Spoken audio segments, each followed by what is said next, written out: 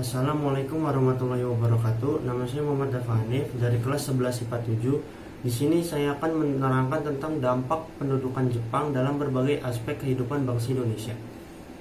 Yang pertama, dalam aspek politik. Kebijakan pertama yang dilakukan Dai Nippon atau pemerintah militer Jepang adalah melarang semua rapat kegiatan politik. Pada tanggal 20 Maret 1942 dikeluarkan peraturan yang membubarkan semua organisasi politik dan semua bentuk perkumpulan. Pada tanggal 8 September 1942 dikeluarkan Undang-Undang Nomor 2 Jepang mengendalikan seluruh organisasi nasional. Selain itu, Jepang pun melakukan propaganda untuk menarik simpati bangsa Indonesia dengan cara menganggap Jepang sebagai saudara tua bangsa Asia.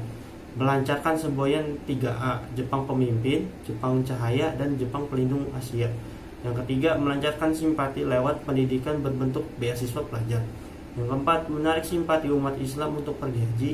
Yang kelima, menarik simpati organisasi Islam NIAI.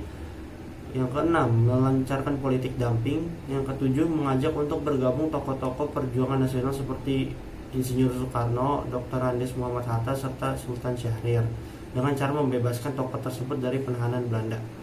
Selain propaganda, Jepang juga melakukan berbagai tindakan nyata berupa pembentukan badan-badan kerjasama seperti berikut, yaitu PUTERA, Pusat Tenaga Rakyat, dan Jawa Hokokai, Himpunan Kebaktian Jawa.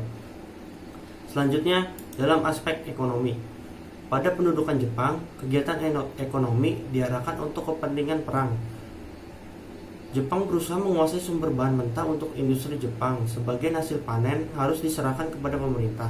Rakyat diperbolehkan memiliki 40% hasil panen mereka, 30% disetor ke koperasi dengan harga yang ditetapkan pemerintah, dan sisa 30% disediakan untuk bibit dan harus disimpan di lumbung desa. Kadang-kadang semua itu dirampas oleh Jepang sehingga rakyat hanya makan keladi yang gatal, ubi jalar, atau bekicot, serta makanan lain yang tidak layak. Selain itu, Jepang juga mengharuskan kaum pria yang muda dan sehat serta produktif untuk menjadi serdadu pekerja atau romusa. Akibatnya tidak sedikit nyawa yang terenggut saat itu. Yang terakhir, dalam aspek kehidupan militer. Pada aspek militer ini, Anda akan memahami bahwa badan-badan militer yang dibuat Jepang semata-mata karena kondisi militer Jepang yang semakin terdesak dalam Perang Pasifik.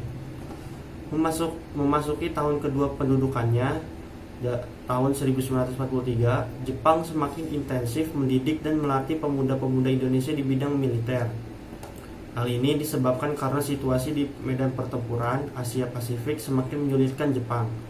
Mulai dari pukulan sekutu pada pertempuran laut di Midway Juni 1942 dan sekitar Laut Karang Agustus 1942 sampai Februari 1943. Kondisi tersebut diperparah dengan jatuhnya Guadalcanal yang merupakan basis kekuatan Jepang di Pasifik pada tahun Agustus 1943.